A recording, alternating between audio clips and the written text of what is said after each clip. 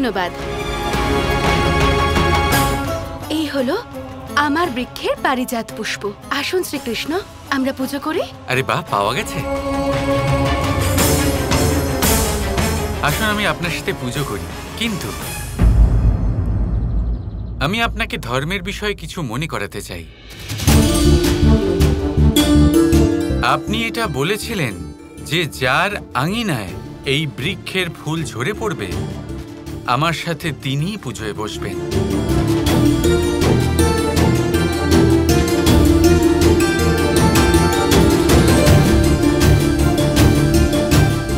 যার বাগানে এই পুষ্প পড়বে, পুজোতেও সেই বসবে।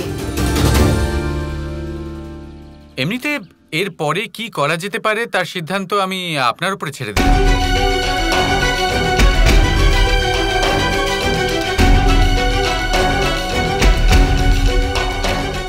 না,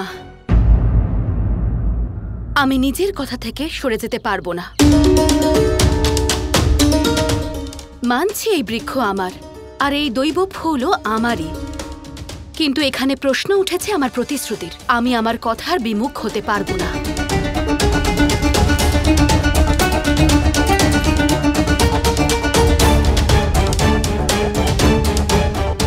তাই পুজোতে রুক্মিণীই বসবে।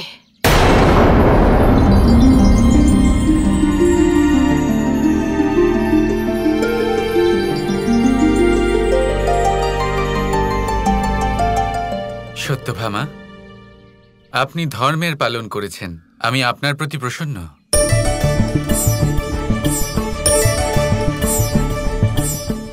রুক্মিণী, আসুন পুজো করা যাক।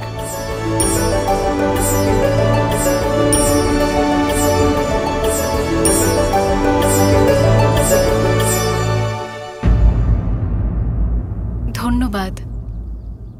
সত্যভামা, কিছু মনে করো না। এতে খারাপ ভাবার কি আছে রুক্মিণী? যা করেছি স্বয়ং আমি নিজে করেছি। শ্রীকৃষ্ণ আমাকে কোনো কাজের জন্য বাধ্য করেননি, আমার উপর সিদ্ধান্ত চাপিয়েও দেননি। উনি আমার সাথে এরকম কখনোই করবেন না যা উনি তোমার সাথে করেছেন। যেমন উনি তোমার অনুমতি না নিয়েই অন্য কাউকে বিবাহ করে নিয়ে এসেছেন। শ্রীকৃষ্ণ আমাকে এতটাই ভালোবাসেন যে ওনার সমস্ত কাজ আমাকে জিজ্ঞাসা করেই করেন, আমার প্রত্যেকটা সিদ্ধান্তকে সম্মান করেন।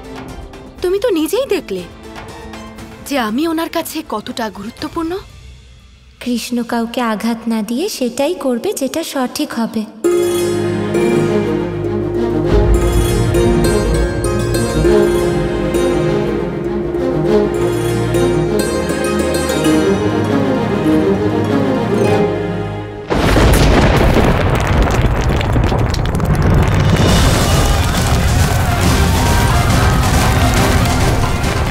তাহলে আমার অস্ত্র তার নিজের কাজ করে দেখালো।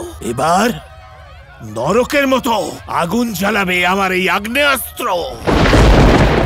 এমন আগুন জ্বলবে যে তার তাপ সমস্ত লোকে ছড়িয়ে যাবে।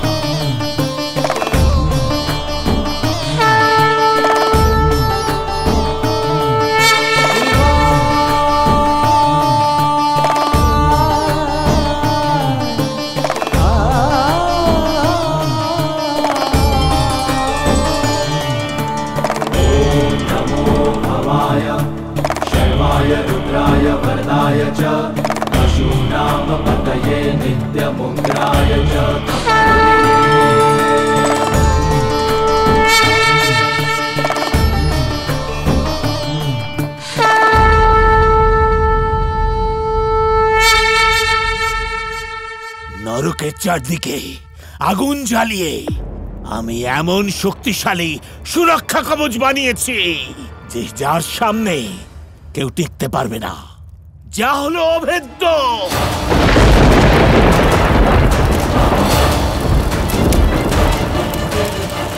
এবার এই 16,100 নারীকে বিবাহ করে তারপর তাদেরকে ত্যাগ করে তাদের সারা জীবনের জন্য এমন কলঙ্কিত করে দেব যে তারপরে ওই কৃষ্ণ কিচ্ছু মাত্র করতে পারবে না।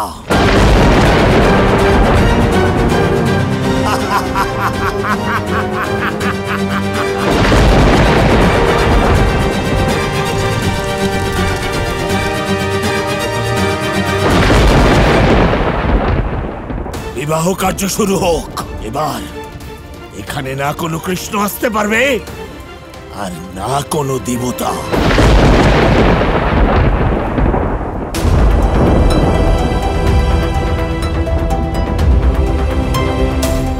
এসব কি হচ্ছে অগ্নিদেব? আপনি এভাবে উত্তাপ কেন বাড়াচ্ছেন? এটা আমি করছি না দেবরাজ, এটা হলো নরকের অগ্নি যা নরকাসুর পাতালে চালিয়েছে। আর এর উত্তাপ এতটাই যে ত্রিলোকের বন জলাশয় সব শুকিয়ে যাচ্ছে। আর আমাদের সকল সম্মানীয় অপ্সরাগণ এই আগুনের তাপে কষ্ট পাচ্ছেন দেবরাজ। আমাদেরকে নারায়ণের কাছে গিয়ে সাহায্য চাইতেই হবে। এবার শুধু উনিই আছেন যিনি আমাদের সাহায্য করতে পারেন। সময় থাকতে নরকাসুরকে বধ করতে হবে, নয়তো সর্বনাশ হয়ে যাবে।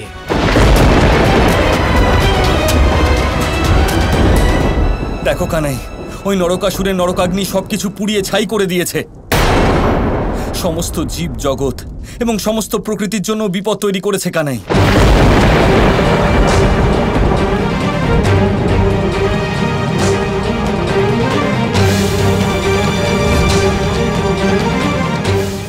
প্রণাম নারায়ণ, প্রণাম শেষনাগ।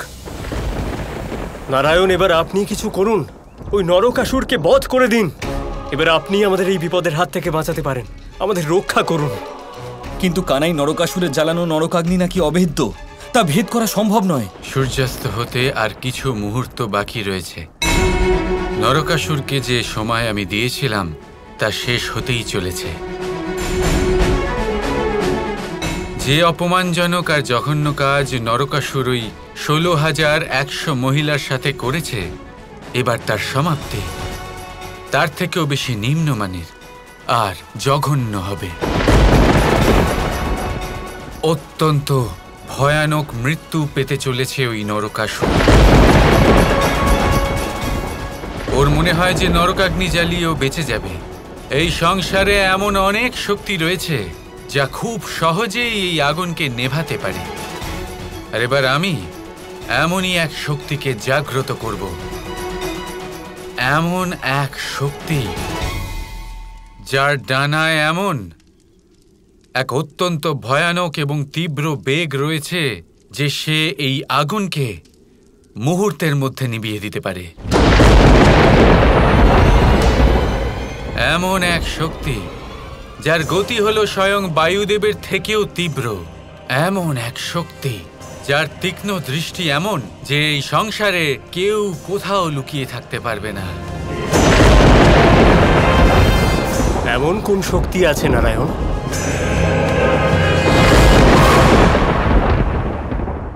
আমার বাহন গরুর দেব।